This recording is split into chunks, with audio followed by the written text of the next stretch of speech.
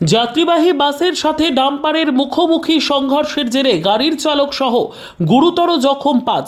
রবিবার দুপুরে বালুরঘাট থানার কুয়ারন এলাকার ঘটনা। আহত মোট ৫ জন। এদের মধ্যে আশঙ্কাজনক রয়েছে বাসের ড্রাইভার ও বাসের ৩ যাত্রী। স্থানীয় সূত্রে জানা যায়, বাসটি বালুরঘাট থেকে নালাগোলার দিকে যাচ্ছিল। সেই সময় উল্টো দিক থেকে আসা একটি ডাম্পার সরাসরি এসে ধাক্কা মারে বাসে। প্রত্যক্ষদর্শীদের বিবরণ অনুযায়ী তীব্র গতিতে ছুটে আসা ডাম্পার চালকের কোনো নিয়ন্ত্রণ ছিল না গাড়ির ওপর। বাস চালক সম্ভবত বুঝতে পেরে যতটা পেরেছিলেন বাঁচানোর চেষ্টা করেছেন, কিন্তু ডাম্পার চালকের অসাবধানতায় এত বড় দুর্ঘটনা ঘটেছে বলে দাবি স্থানীয় বাসিন্দাদের।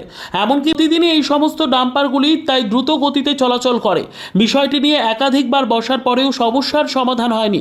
ঘটনার খবর পেয়ে ছুটে আসে বালুরঘাট থানার বিশাল পুলিশ বাহিনী।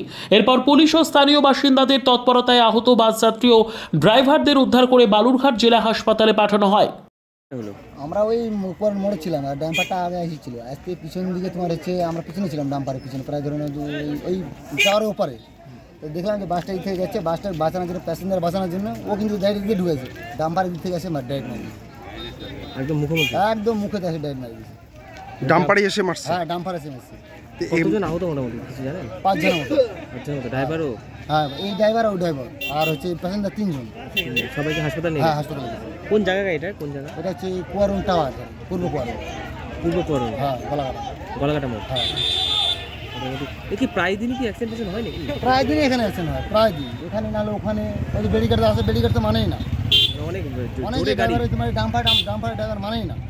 কেউ কি মদ্যপ অবস্থায় ছিল না? হ্যাঁ, ও তো মদ তো খাই ছিলই। বিনা মদ খাই কি ওনাদের অ্যাক্সিডেন্ট হয়? তো অনেক আহত হতে পারতো। অনেকে ৫ জন হয়েছে, বেশি হয়নি।